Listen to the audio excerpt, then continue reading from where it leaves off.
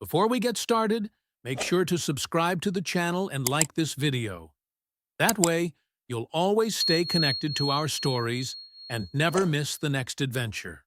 Nobody signs up for wildlife rehabilitation on a frontier station expecting a quiet life. That's the first thing you need to understand. The second thing is that Iskra didn't sign up at all. She was voluntold after the last specialist quit via emergency shuttle, leaving behind only a resignation letter that read, quote, "I value my internal organs too much for this job," end quote. Frontier Station Meridian squatted on the edge of colonized space, like a rusted barnacle clinging to the hull of civilization. It wasn't pretty, it wasn't comfortable, and the coffee tasted like someone had strained it through a sock that had been worn for 3 weeks straight. But it served a purpose, and that purpose was simple. Take in the galaxy's most dangerous, most endangered, most absolutely don't touch that alien fauna, and keep them alive long enough to maybe, possibly, perhaps, reintroduce them to whatever was left of their natural habitats. Spoiler alert.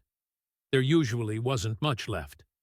Iskra stood in the main rehabilitation wing, arms crossed, staring down at 6 sets of eyes that gleamed like cut diamonds in the dim lighting. The Vashkari cubs stared back, their crystalline fangs catching the light every time they yawned, which was often because they were, despite being the galaxy's most feared apex predators, still basically babies. "You know," Iskra said conversationally to the nearest cub, who had wedged himself into a corner and was gnawing on what used to be a reinforced feeding bowl, "your species has a reputation. 6-star systems worth of pants-wetting terror. Songs about your kind. Warnings transmitted on every approach vector to your home moon." She crouched down, keeping her movements slow and deliberate. "And here you are, trying to eat your own foot." The cub in question had indeed gotten his back leg tangled in his mouth and was looking decidedly confused about it. "Iskra, are you monologuing to the murder puppies again?" The voice crackled through the comm unit mounted on the wall, tinged with the special kind of exasperation that only Gwen could achieve. Gwen, who had the distinction of being the station's communications officer, and the person most likely to catastrophize any given situation into a full-blown apocalypse scenario. "They're not murder puppies," Iskra replied, gently untangling the cub's leg from his own jaws. He squeaked at her, a sound like fingernails on glass, and promptly tried to bite her glove. "They're enthusiastic carnivores in training." "Right. Enthusiastic carnivores whose parents can tear through 6 inches of reinforced steel plating like it's wet tissue paper." "Good thing these aren't their parents, then." The cubs were each about the size of a wolf pup, maybe 20 pounds soaking wet, covered in fur that shifted colors based on their mood, currently cycling through anxious blues and curious greens. Their claws, retractable and wickedly curved, were tipped with venom glands that wouldn't fully activate for another 8 months. Small mercies and all that. Iskra had been on Meridian for 9 months now, and in that time she'd learned 3 important things about Vashkari cubs. 1, they were smarter than most sentient species gave them credit for. 2, they required constant stimulation or they'd dismantle whatever environment you put them in. And 3, they absolutely, positively could not handle being alone. That last one was going to be a problem real soon. The door to the rehabilitation wing hissed open, and Iskra didn't need to turn around to know who'd entered. The clicking sound of kittenous legs on metal flooring was distinctive enough. "Human Iskra," came the reedy, multi-toned voice of Kalmeth. "I must again register my confusion at your species' approach to dangerous fauna management." Iskra stood, wiping her hands on her work pants. "Good morning to you too, Kalmeth." Coffee? I do not consume liquids in the manner your biology requires. Kalmeth moved into view, all 6 limbs carrying the insectoid diplomat with an eerie grace that Iskra had gotten mostly used to over the past few months. Mostly. The whole face that looked like a praying mantis had a baby with a chandelier thing still took some getting used to in the mornings. Your loss tastes like diesel fuel, but it keeps you upright. Kalmeth's mandibles clicked in what might have been amusement or disapproval. Iskra still hadn't cracked that particular code. The Confederation remains baffled by your facility's choice to house Vashkari young.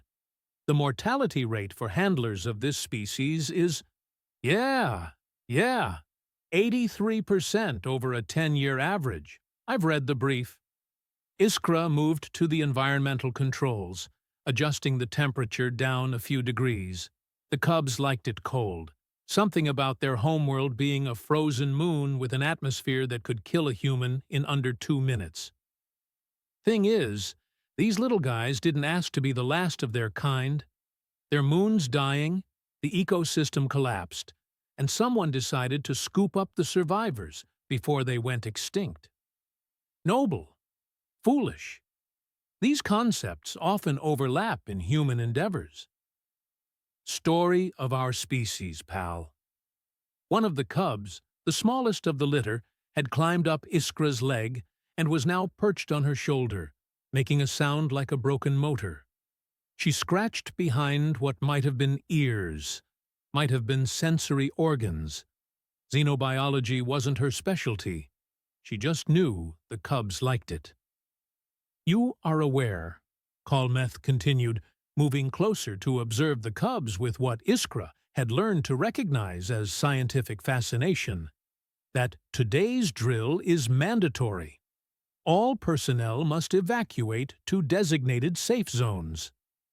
And there it was, the thing that had been gnawing at the back of Iskra's mind since she'd checked the station schedule that morning. Yeah, I saw the notice. The storm drill protocols require complete evacuation of the habitat wings. The Vashkari containment units will engage automatically. The cubs will be separated. Correct. Standard safety procedure. Iskra lifted the cub off her shoulder, holding it at eye level. It chirped at her, a sound almost cute if you ignored the rows of crystalline teeth. They can't be separated, Kalmeth. They're too young. Vashkari cubs have a pack structure. Isolation triggers severe trauma responses. I am aware of the psychological requirements of the species. However, the protocols exist for the safety of all station personnel.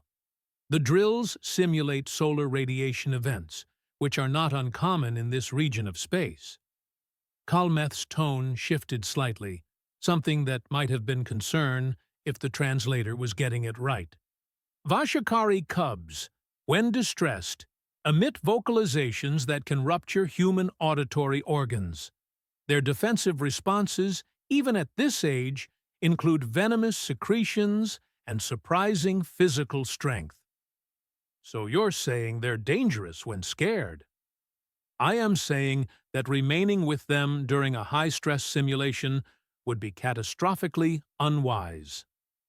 Iskra set the cub down gently, watching as it scampered back to its siblings, who were now engaged in what looked like a wrestling match, but was probably some kind of critical socialization behavior. Noted. And yet, I detect from your tone that you intend to disregard this advice. I didn't say that. You did not need to. Human vocal patterns and body language are quite readable once one studies them sufficiently. Kalmeth's limbs clicked against the floor in what Iskra had learned was the insectoid equivalent of a sigh. The Confederation sends observers like myself to your stations to understand how your species has survived, as long as it has, given your apparent determination to ignore self-preservation instincts. Yeah, we're a real puzzle, Iskra said, moving to check the feeding stations. The cubs would need to eat before the drill started. Stress on an empty stomach was bad for any species. Must drive your analysts crazy. You have no idea. The reports I send back are often met with disbelief. Gwen's voice crackled through the comm again, higher pitched than before. Iskra, just got confirmation from command. The drill starts in 90 minutes. That's not a lot of time. You need to prep the containment units and get to your muster station. Copy that, Iskra replied, scooping nutrient paste into 6 bowls. The cubs mobbed her immediately, their earlier playfulness forgotten in the face of food. Watching them eat was like watching a small, furry tornado with too many teeth. Kalmeth hadn't moved, still observing with that unblinking insectoid stare. You have a plan. It wasn't a question. I always have a plan. Will you share this plan? Iskra watched the cubs eating, noting how they stayed close together even while feeding, how the largest one kept watch while the others focused on their food, how they took turns. Pack behavior, even now, even this young. Better if you don't know, she said finally. Plausible deniability and all that. Ah, so it is a plan that violates protocol. I didn't say that either. Again, you did not need to. Kalmeth turned toward the door, limbs carrying that unsettling grace. For what it is worth, human Iskra, I find your dedication to these creatures admirable, if suicidal. The Confederation does not breed individuals like you. Perhaps that is why we do not inspire the same fierce loyalty you seem to engender in other species. Was that a compliment? An observation. Whether it is complimentary depends entirely on whether you survive the next few hours. And with that cheerful thought, Kalmeth clicked out of the rehabilitation wing, leaving Iskra alone with 6 apex predator cubs who were now grooming each other, completely oblivious to the chaos about to unfold. Iskra pulled out her personal data pad, scrolling through the drill protocols one more time. 90 minutes. She had 90 minutes to figure out how to keep these cubs calm during a station-wide emergency simulation designed to be as loud, as chaotic, and as terrifying as possible. The company handbook, that lovely piece of bureaucratic fiction that supposedly covered every possible scenario, had exactly 0 helpful information. She'd checked, repeatedly. The closest thing to relevant guidance was a section titled Dangerous Fauna Emergency Protocols, which basically boiled down to evacuate immediately and let the automated systems handle it. Fantastic. Really helpful. Gold star for whoever wrote that gem. Gwen, she said into the comm, I need you to do me a favor. There was a pause, the kind of pause that spoke volumes about Gwen's opinion of Iskra's favors. Why do I feel like I'm going to regret this? Because you have good instincts. I need you to monitor the rehabilitation wing during the drill. Direct feed to your station. Iskra, I know what you're going to say. Do you? Because I'm about to say several things, and they all involve the words terrible idea and medical bay. Noted and logged for future reference. Will you do it? Another pause, longer this time. Then, with the tone of someone who absolutely knew better, but was going to do it anyway. Fine. But when this goes sideways, and it will go sideways, I'm putting it in my report that I objected strenuously. Wouldn't have it any other way. Iskra closed the comm link and looked back at the cubs. They'd finished eating and were now piled together in a corner. The smallest one burrowed under the largest one.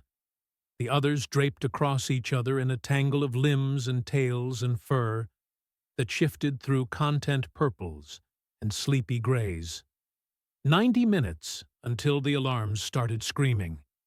90 minutes until she found out if this plan was brilliant or just another entry in humanity's long history of spectacularly bad decisions. Given the track record, she wasn't putting money on brilliant. The thing about emergency drills is that they're designed by people who have never actually been in an emergency. They're designed by committee, by bureaucrats who sit in comfortable offices light years away and think about worst-case scenarios in the abstract. They build protocols that sound good on paper, that check all the boxes, that cover all the legal liability. What they don't account for is the sheer pants-wetting terror of alarms that sound like the universe is being torn in half. When the drill started, Iskra was in the rehabilitation wing, running through one last equipment check. The cubs were active, playful even, chasing each other around the enclosure in what looked like a game of tag, but was probably training for future hunting behaviors. They were happy, calm, completely unaware that in about 30 seconds, their entire world was about to become a nightmare. The alarms hit like a physical force, strobing lights, red and white, turning the rehabilitation wing into a disorienting hellscape. The sound, a pulsing wail that seemed to vibrate in Iskra's teeth, in her bones, in every cell of her body. And underneath it, the mechanical voice of the station's emergency system, cold and emotionless. Solar radiation event detected. All personnel evacuate to designated safe zones. Repeat. All personnel evacuate immediately. The cub's reaction was instantaneous and absolute. The playful chirping cut off like someone had flipped a switch, replaced by a sound that Iskra had never heard before. A sound that made her back teeth ache and her vision blur at the edges. It wasn't quite a shriek, wasn't quite a roar. It was something in between. Something primal and terrified that spoke to a prey instinct humans hadn't needed in thousands of years, but still carried in their genetic memory. The cubs scattered, their fur flashing through panicked reds and alarm yellows, their claws extending fully as they scrambled for cover. One climbed straight up the wall, defying physics and common sense. Another wedged itself into a gap between storage containers that should have been too small. The smallest one, the one that always perched on Iskra's shoulder, was making a high-pitched keening sound that cut through even the alarms. And then the automated systems kicked in. Throughout the rehabilitation wing, containment units began to activate, reinforced barriers sliding into place with mechanical precision. The protocol was simple. In an emergency, separate all dangerous fauna into individual sealed units, flood them with sedative gas, and wait for the all-clear. Clean, efficient, foolproof. Except these cubs couldn't be separated. Wouldn't survive it, not psychologically.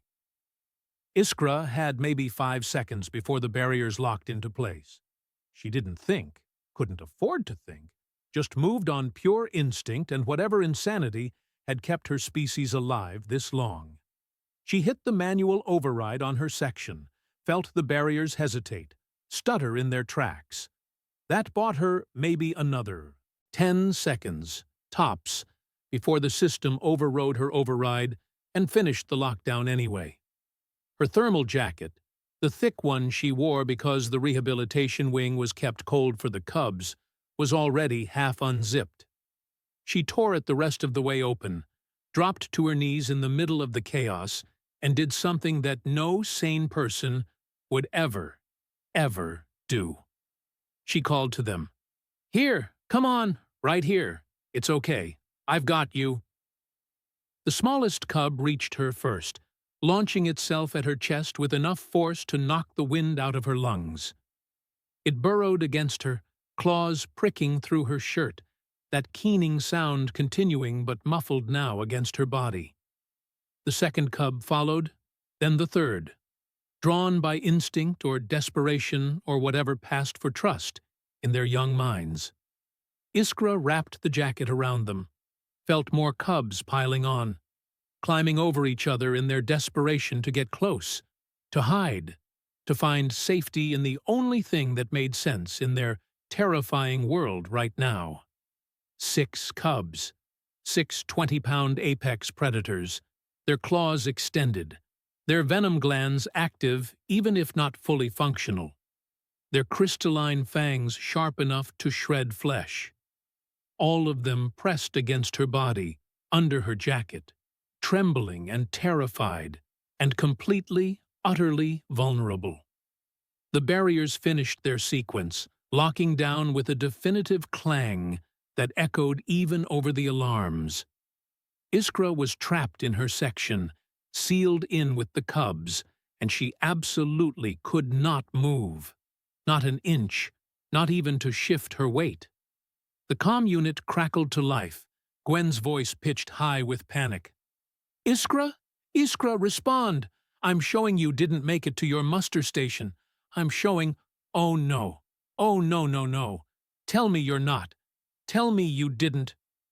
"I'm fine," Iskra said, her voice surprisingly steady, given that she could feel 6 sets of claws pressing against her ribs, could feel the trembling of small bodies against hers, could hear that terrible keening sound that the smallest cub was still making.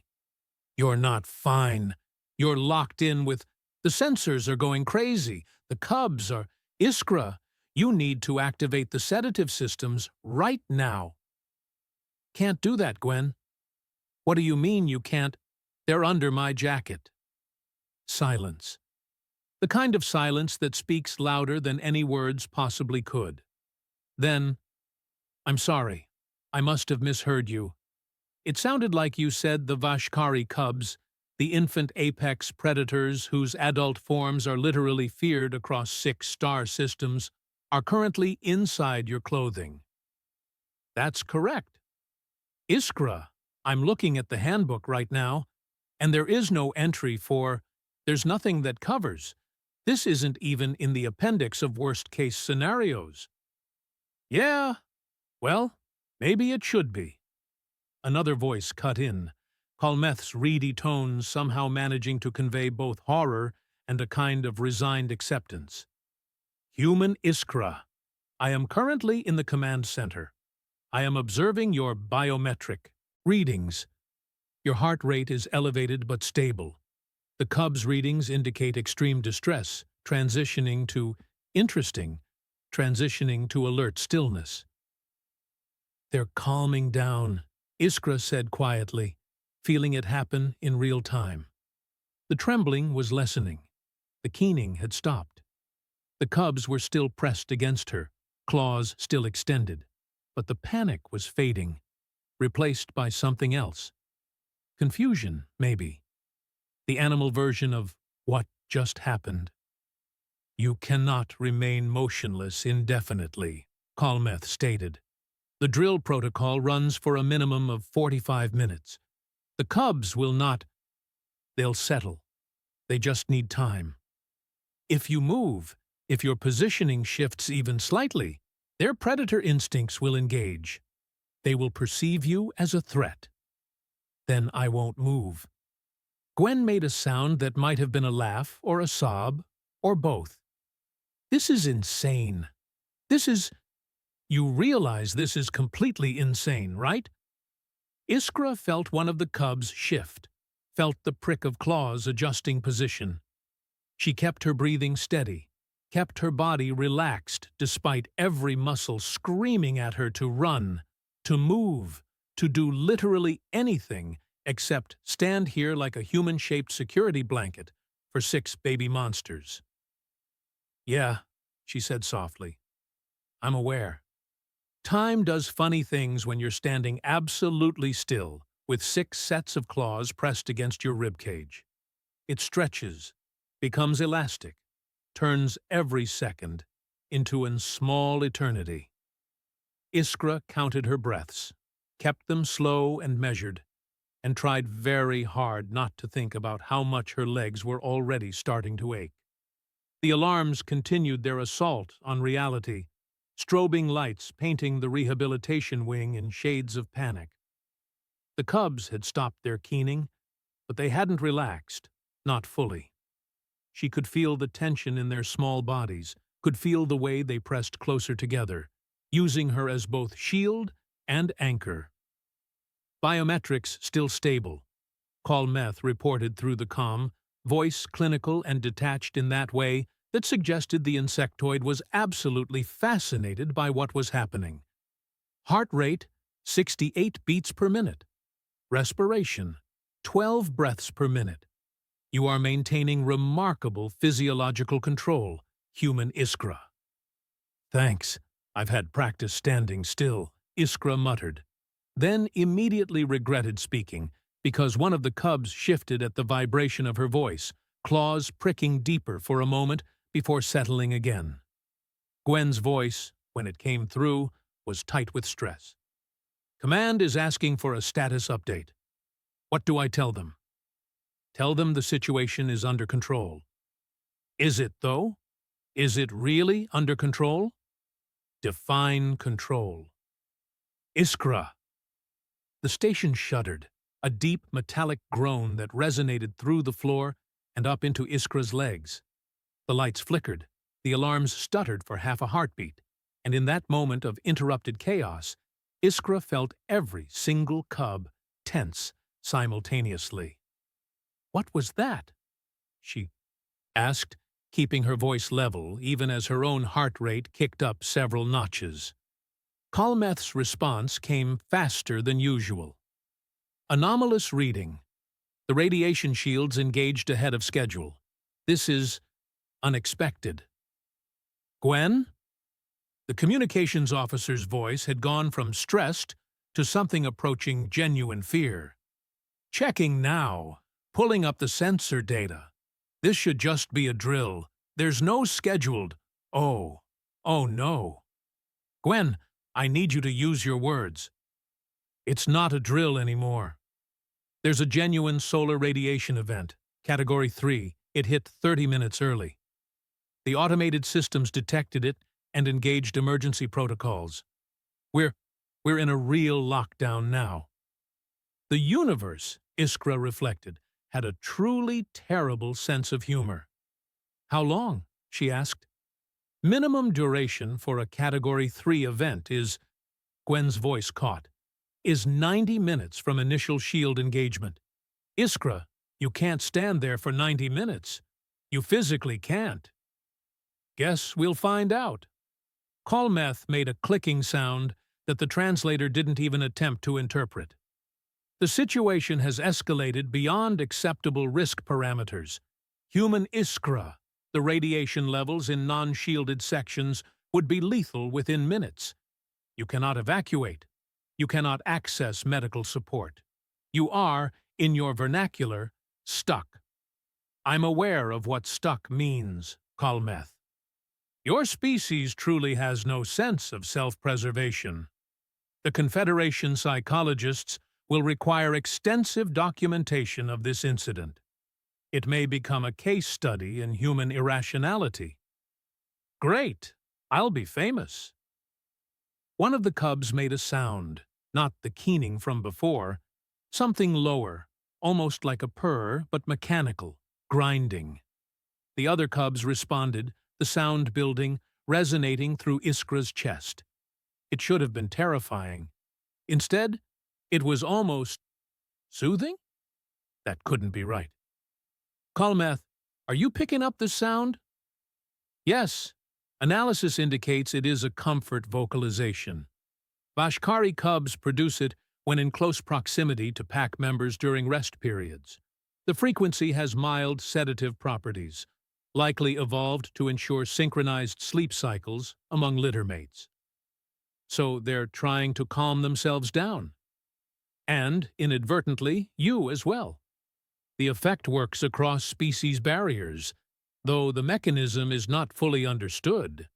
Your species would classify it as a pheromone response, coupled with auditory stimulation. Iskra felt it, that strange loosening in her muscles, the way her breathing wanted to sync with the rhythmic purring of the cubs. It was fighting against every screaming nerve in her legs, every protest from her back. But it was there. this weird chemical calm washing over her. "That's convenient," she managed. "Evolution rarely produces convenient outcomes," Kalmeth observed. "This is simply biology. The cubs are regulating their own stress response, and you benefit as a side effect." Gwen cut in, her voice softer now. "Iskra, talk to me. Keep talking. I need to know you're staying conscious." "I'm here. Not going anywhere, literally." "How bad is it?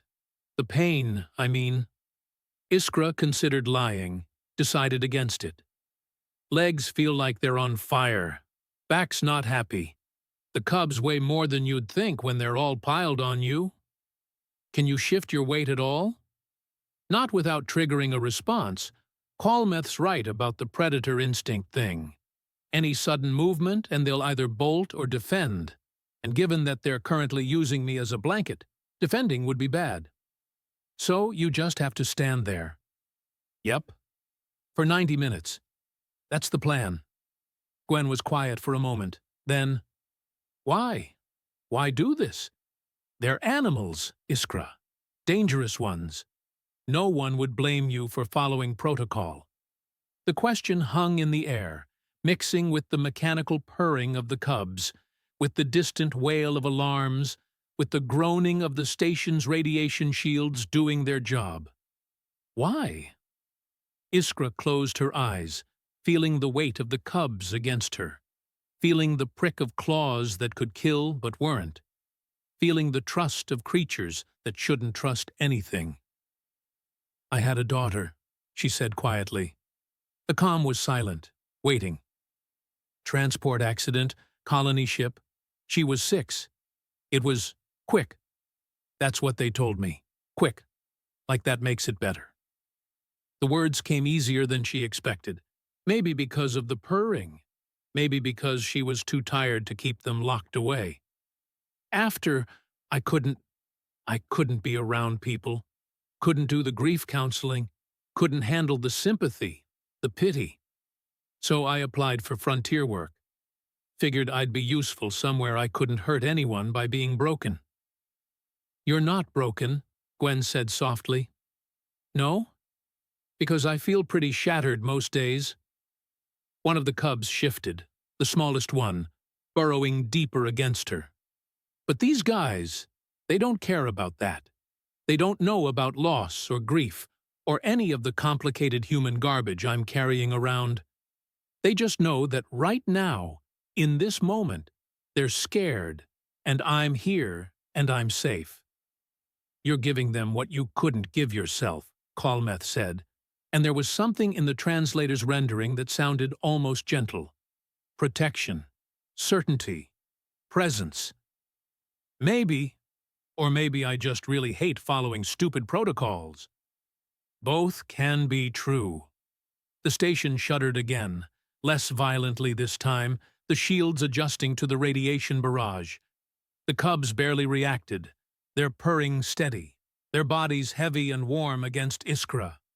She could feel her heart rate slowing, matching some rhythm that existed outside her own biology.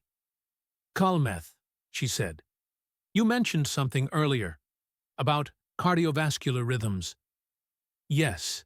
Vashkari cubs are highly sensitive to the heartbeats of nearby creatures. It is how they identify pack members versus threats. A steady, calm rhythm indicates safety. An elevated, irregular rhythm indicates danger. So if I panic, they panic." "Precisely. And a panicked Vashkari cub, even at this age, can inflict considerable damage with claws and venom. Your calm is not optional. It is survival necessity." Fantastic. No pressure then. Iskra focused on her breathing, on keeping her heart rate steady despite the growing burn in her muscles, despite the weight, despite everything screaming at her to move. She thought about her daughter, about bedtime stories and goodnight kisses, about the weight of a child falling asleep in her arms. Different weight, different species, different universe entirely, but somehow the same. "You know what's funny?" she said. I suspect your definition of funny differs significantly from mine, Kalmeth replied. The last thing I told her, my daughter, before she got on that transport, I told her to be brave, told her adventures were just scary things that hadn't happened yet. Iskra felt something wet on her cheeks, realized she was crying, couldn't even wipe the tears away. She believed me, got on that ship excited instead of afraid. And you have carried that weight ever since, Kalmeth said. Yeah. For what it is worth, human Iskra, your species' capacity for guilt is remarkably robust. You blame yourselves for outcomes beyond your control, and yet you continue to make decisions that prioritize others over your own well-being. A pause. The Confederation does not breed such individuals. We are efficient, logical, survival-oriented. We would have followed protocol. We would have let the automated systems handle the cubs. And they would have been traumatized. But we would have been safe. That is the difference between your kind and mine. You weaponize your own vulnerability. The cub's purring intensified, a sound like machinery finding its rhythm. One by one, Iskra felt them growing heavier, felt the tension leaving their small bodies. They were falling asleep, using her heartbeat as a lullaby, using her presence as proof that the world wasn't ending after all. 63 minutes left. Her legs were numb now, her back screaming. She wasn't going anywhere. The thing about endurance is that it's never about the first minute, or even the first 30. It's about the moment when your body starts negotiating with your brain, making increasingly desperate offers to just give up already. Iskra hit that point somewhere around the 50-minute mark, when her vision started going gray at the edges, and her knees began making ominous clicking sounds. The cubs were fully asleep now, their purring a constant vibration against her chest, their weight distributed in a way that would have been almost comfortable if she could have sat down. Which she couldn't, because physics and predator instincts and the universe's apparently infinite capacity for irony. Vitals are declining, Kalmeth announced, clinical as ever. Heart rate now 52 beats per minute. Blood pressure dropping. Human Iskra, you are approaching the limits of your endurance. Thanks for the update, Iskra murmured, her voice barely audible over the alarms. Real helpful. I am merely documenting the physiological progression. For science. For science. Right. Gwen's voice cut in, ragged with exhaustion.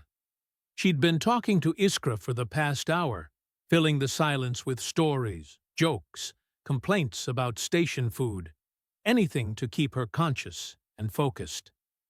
28 minutes left. You're almost there. Just keep breathing, keep that heart rate steady. Easier said than done when your legs have stopped sending signals to your brain. Are they numb? Numb would be an improvement. They've transcended physical sensation entirely. Pretty sure they're just theoretical concepts at this point. That's the delirium talking. Is it, though? Because I'm starting to see some pretty colors around the edges of my vision. That's definitely the delirium talking. Kalmeth, can we do anything? The insectoid made a clicking sound, not without moving her, which would wake the cubs. The situation remains unchanged. She must endure. Iskra focused on the cubs, on the rise and fall of their breathing, on the warmth of them against her body. The smallest one had its face pressed against her collarbone, one paw stretched up toward her throat in a gesture that was either adorable or vaguely threatening, depending on your perspective. The others were tangled together, a knot of fur and claws and trust that shouldn't exist but did anyway. Her daughter used to sleep like this, sprawled across Iskra's lap during movie nights, completely boneless, completely safe. The weight was different, But the feeling was the same, that fierce protective instinct that overrode everything else, that made you willing to endure anything as long as they kept breathing. "Iskra?" Gwen's voice, concerned. "You went quiet. Just thinking? About? About how humans are really, really bad at cost-benefit analysis." Kalmeth made that sound again, the one the translator couldn't handle. "Please, elaborate." Any rational species would have followed protocol, would have let the automated systems separate the cubs, sedate them, handle it efficiently. The cubs would have been traumatized, sure, but they'd have survived. And I'd be safe in a muster station instead of here, losing feeling in my extremities. Correct. That would have been the logical choice. But we don't make logical choices, do we? We make emotional ones. We see something scared and alone, and our brains just override everything else. The cost doesn't matter. The risk doesn't matter. We just act. Iskra felt one of the cubs twitch in its sleep, a tiny movement that sent a fresh wave of pins and needles up her arm. "Your people must think we're insane." "We think you are biologically improbable," Kalmeth replied. "Your species rose to dominance on a death world through pack-bonding behaviors that extend beyond your own kind. You form attachments to creatures that cannot reciprocate, that may in fact pose danger to you. You anthropomorphize, you empathize, you sacrifice for beings that have no evolutionary relationship to you whatsoever. Guilty as charged. And yet, this behavior has made you formidable. The Confederation has records of human ships altering course through hostile territory to rescue strangers, of human soldiers holding positions to protect civilians of species they had never encountered before, of humans adopting orphaned alien young when their own biology would suggest they should not waste resources on unrelated genetics. A pause. We do not understand it, but we have learned to respect it. The alarms cut off suddenly, the silence so abrupt it was almost painful.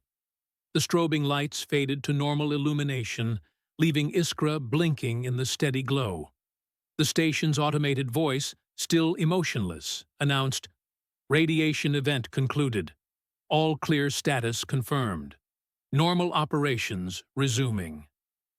93 minutes. She'd done it. The cubs didn't wake immediately, still caught in whatever dreams infant apex predators had. Iskra wanted to move, needed to move, but she waited, giving them this last moment of peace before reality intruded again. "The lockdown is lifting," Kalmeth said. "I am en route to your location. Gwen is as well. Please do not collapse before we arrive." "I'll do my best." The barriers retracted with a smooth mechanical whisper, and within minutes, Iskra heard the sound of footsteps, multiple sets, moving fast. Gwen arrived first, took one look at Iskra's face, and went pale. "You look terrible." "Thanks. You should see the other guy." "There is no other guy. There's just you and 6 murder puppies who are somehow still asleep." Kalmeth entered behind her, moving on those clicking legs, mandibles working in what Iskra had learned meant intense focus. The insectoid circled slowly, observing from multiple angles, and if Iskra didn't know better, she'd say there was something like awe in that alien posture. "Scanning the cubs now," Kalmeth said. "Biological readings are unusual." "Unusual how?" "They have imprinted." Gwen blinked. "Imprinted? Like baby duck imprinted?" "The mechanism is more complex, but essentially, yes. Vashkari cubs form pack bonds through extended physical contact during high-stress situations. It triggers a neurochemical cascade that establishes hierarchy and trust. They have bonded with human Iskra as a pack member, likely as a superior within the social structure." "That's good, right?" Gwen asked. "That is unprecedented." Vashkari do not bond outside their species. Ever. In all recorded history, there has never been a documented case of cross-species imprinting. Kalmeth moved closer. Scanner extended. The Confederation's xenobiologists will want to study this extensively. They can get in line, Iskra muttered. Her legs were starting to send signals again, mostly pain signals, mostly variations on the theme of, "You absolute fool! What were you thinking?" One of the cubs stirred, yawned, revealing all those crystalline teeth. Its eyes opened, focused on Iskra's face, and instead of the panic from before, there was recognition. Trust. It made a small chirping sound, and the others began to wake, one by one, untangling themselves from each other but not from her. "Can I move now?" Iskra asked. "Because if I don't sit down in the next 30 seconds, I'm going to fall down, and that seems like it might undo all this bonding progress." "Slowly," Kalmeth advised. "Very slowly." Iskra lowered herself to the floor, with all the grace of a collapsing building, her legs finally giving out completely. The cubs adjusted with her, staying close, their fur cycling through curious greens and content purples. The smallest one climbed into her lap immediately, curling up like this was exactly where it belonged. Gwen sat down beside her, carefully, eyeing the cubs with healthy respect. "You're crying again." "Am I?" Iskra reached up, felt the wetness on her cheeks. "Huh. Didn't notice.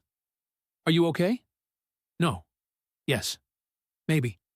She looked down at the cubs, at the trust in their alien eyes, at the way they'd arranged themselves around her like she was the center of their universe. "I don't know. Ask me in a few hours when I can feel my legs again." "The medical staff will want to examine you," Kalmeth said. "You have been standing motionless for over 90 minutes. There may be circulatory damage, muscular strain, possible nerve compression." "I'm fine." "You are objectively not fine." "Fine enough, then." Kalmeth's mandibles clicked in what might have been amusement. "Your species' definition of acceptable personal damage is troubling. However, I must acknowledge, what you did here today will be discussed in Confederation circles for some time. The implications are significant." "What implications?" "That human bonding behaviors may be more powerful than we understood. That your capacity for cross-species empathy is not merely anecdotal, but measurable, repeatable, documentable." The insectoid tilted its head, studying Iskra with those compound eyes. "We have spent decades trying to understand how humanity achieved such rapid integration into galactic society. How you form alliances so quickly. Why other species trust you despite your relative newcomer status. This may be part of the answer."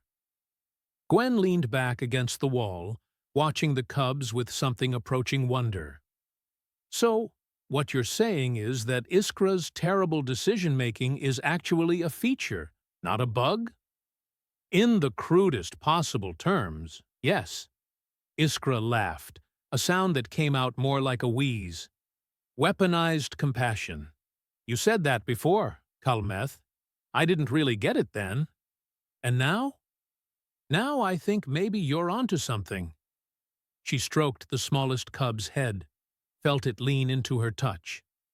"We see something that needs protecting, and we protect it. Doesn't matter if it makes sense. Doesn't matter if it's dangerous. Doesn't matter if every logical voice in our heads is screaming at us to run the other way. We stay. We endure. We protect." "Because you cannot help yourselves," Kalmeth observed. "Because we choose not to help ourselves. There's a difference." The cubs had settled completely now, their earlier terror a distant memory, replaced by the simple contentment of being safe, being warm, being pack. The smallest one was purring again, that mechanical grinding sound, and the others joined in, creating a strange harmony that resonated through the rehabilitation wing. Gwen pulled out her datapad, already typing. This is going to be one hell of a report. Command is going to have questions. Lots of questions. Let them question. I'll be right here. Iskra shifted slightly, trying to find a position that didn't make her back scream quite as loudly. These guys need someone. Might as well be me. Might as well be you, Gwen echoed, smiling. The woman who looked at infant apex predators and thought, yeah, I'll be your mom. I didn't think that. You did, though. Maybe not in those words, but you did. Kolmeth moved toward the exit, then paused. For what it is worth, human Iskra, the Confederation sends observers like myself to understand your species, to quantify your strengths, your weaknesses, your potential as allies or adversaries. We calculate your military capacity, your technological adaptation rate, your strategic thinking patterns. And we failed to account for this, for the fact that when presented with a choice between safety and compassion, your kind chooses compassion. Every time. Even when it hurts. Even when it makes no logical sense. Even when it could cost you everything. The insectoid's posture shifted, something that might have been respect. That is not a weakness we can exploit. That is a strength we cannot match. The door hissed shut behind Kolmeth, leaving Iskra and Gwen alone with 6 sleeping predator cubs who had decided that a human was pack, that a human was safe, that a human was worth trusting. Gwen looked at her friend, at the exhaustion in her face, at the tears that kept falling, at the way she held those dangerous creatures like they were precious. You know what? Gwen said softly. I think we're going to be okay. All of us. Because if humans can look at the galaxy's scariest babies and see only children who need comfort, then maybe we've got a chance after all. Iskra didn't answer, just kept stroking the smallest cub's fur, feeling its heartbeat against her palm, feeling the weight of new responsibility settling over her like a jacket she'd never take off. Outside the rehabilitation wing, the station continued its work. Humans and aliens moving through corridors, conducting research, pushing the boundaries of the known universe. But in this one small room, something else had happened. Something that couldn't be quantified or calculated or explained away by pure biology. A human had stood still for 90 minutes so that 6 terrified children could sleep. And in doing so, she'd proven what humanity had been showing the galaxy all along. That the scariest thing about humans wasn't their capacity for violence, their technological innovation, or their strategic thinking.